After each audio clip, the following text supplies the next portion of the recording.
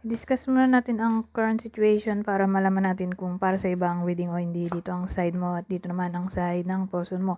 So, ang subject natin ay Earth signs. Taurus, Virgo, Capricorn.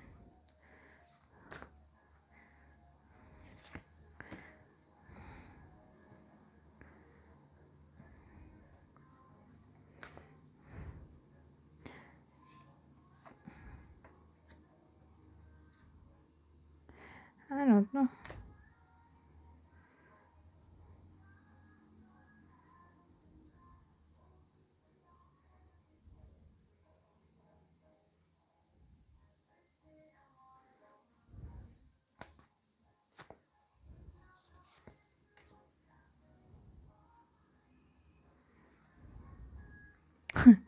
Ano to? Hindi ko alam kung may makaka-relate ba sa kwento na to.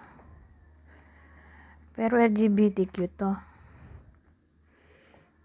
Maganda ka siguro. At ikaw mismo yung nasa love triangle. Ikaw yung may third party.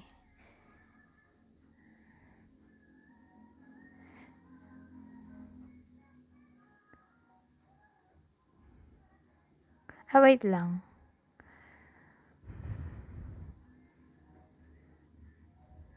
Kasi nandito yung third party, tapos nandito yung dalawang babae. Naguluhan ako. Kung dito LGBTQ, di yung mga tao, ina-embody yung feminine energy. Tatlo sila, puro feminine energy. Kaloka, oh.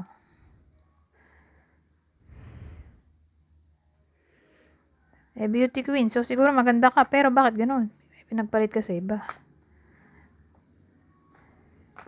So, ito yung ada person at person mo. Alin man sa dalawa. Brown ng buhok. Dito pala. Brown ng buhok. Pwedeng brown ng buhok. Brown ng balat. O brown ng mata. Ito naman, batang babae. Mas bata sa'yo. So, ewan ko kung sino ka dyan.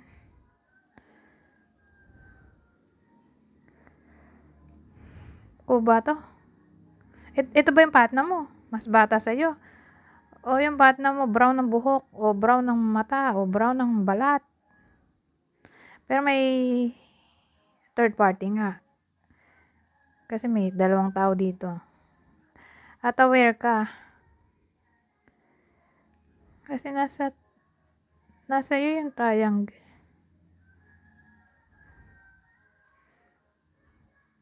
So, ito siguro yung original at ikaw ang kabit. Tapos magkausap kayo. Ayan, itong friendship.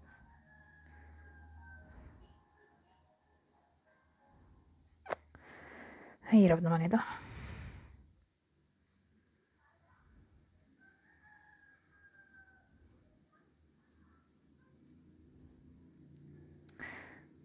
Ito, final na talaga. Ito yung third party. Alin man sa dalawa na yan, friend yung third party. Aware ka na may third party. Kaya nga nalito ko. Aware ka. Ba't di ka nakipag-break? In contact ka pa rin dito. So, kung kwento mo man to, let's proceed.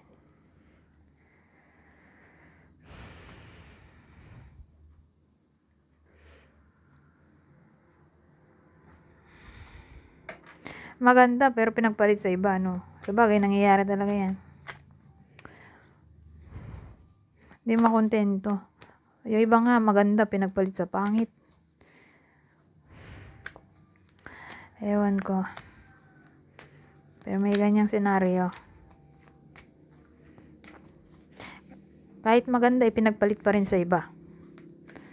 Di ba? Kung tutusin sa mga celebrity, mapapansin nyo yan. Ang ganda-ganda niya, tapos pinagpalit sa iba, laging niloloko. Bakit ganon? Anyways, anong feelings ng person mo sa iyo?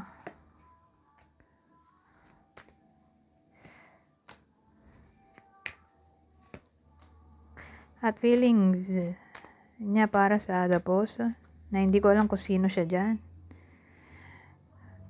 Ito ba yung person mo? O ito? O ito yung kabit? At ito ang person mo? O ito ang kabit at ito ang person mo? So, case to case basis.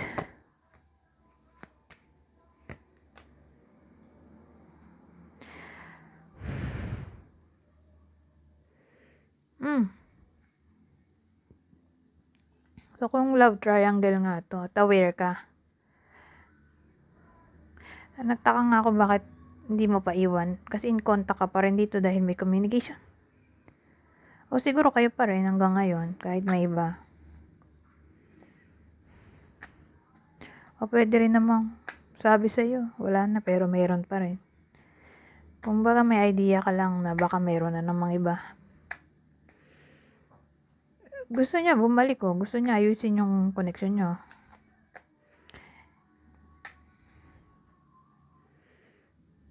Ganun dating dito. Para bang may na-realize siya. At na-realize niya yung halaga ng connection niyo. So, ayun. Nowadays, nagsisimula na siya mag-regret. So, dito naman sa the person.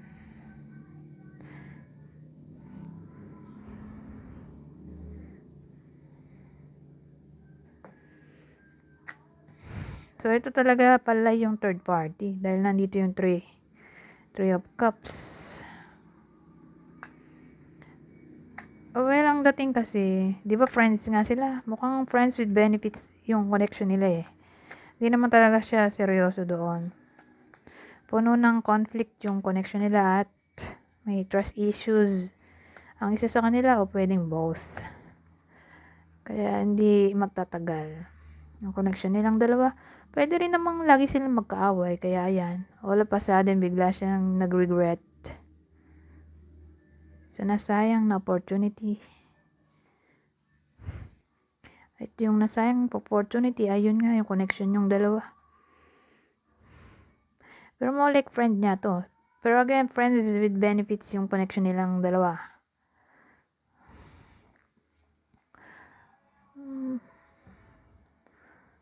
Teka. Eto. Ano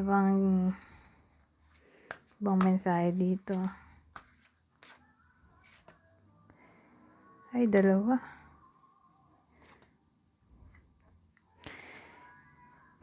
Eight of emotion. You feel a deep longing for something meaningful in your life, in your heart. You know that there's more out there waiting for you in the world. It may be time to switch careers, move to a new home or city, or initiate other important changes. Do what's right for you and seek out your magical new life.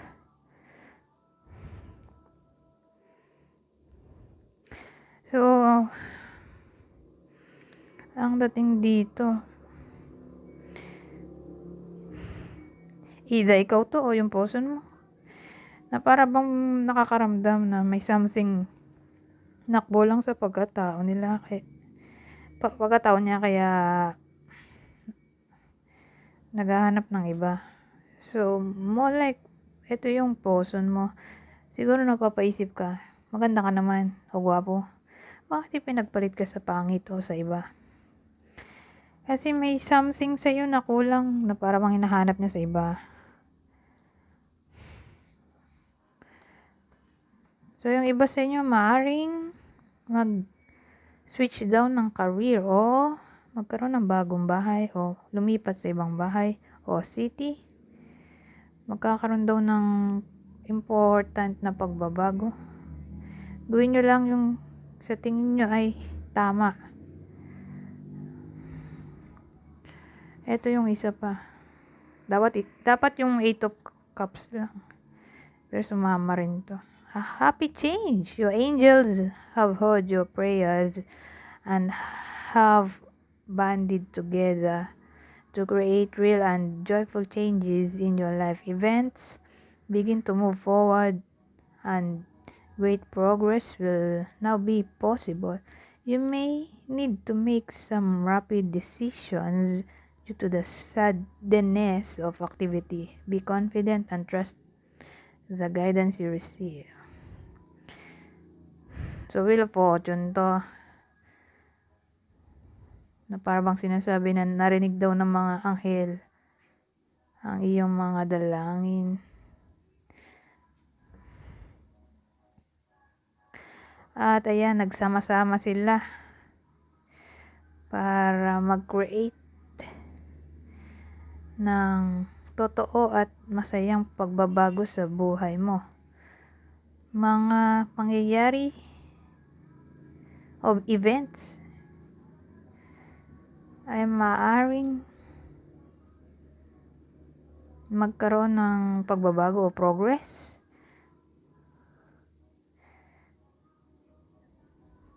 May kailangan ka raw desisyonan agad-agad. So nowadays, may biglang mangyayari na nire-require na bilisan mo mag-isip. Kailangan mo maging confident at manalig sa guidance na iyong matatanggap o natanggap.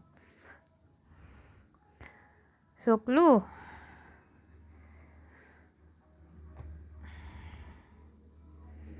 Bibigay ako ng 6 na clue pero wag masyado mag-pay attention dito dahil dagdagin pa wala ang mga to. Ang clue ay pwedeng vice versa. Kunin nyo lang ang clue na sa tingin nyo para sa inyo. So, ang clue natin pwedeng tumama sa iyo, sa person mo o sa other person. Teka. So, Aries, Cancer, Virgo, Libra, Sagittarius, lahat ng air sign, Gemini, Libra, Aquarius. Ulitin ko. Aries, Cancer, Virgo, Libra, Sagittarius, lahat ng air sign, Gemini, Libra, Aquarius. Anyways, hanggang dito na lang. Goodbye po now.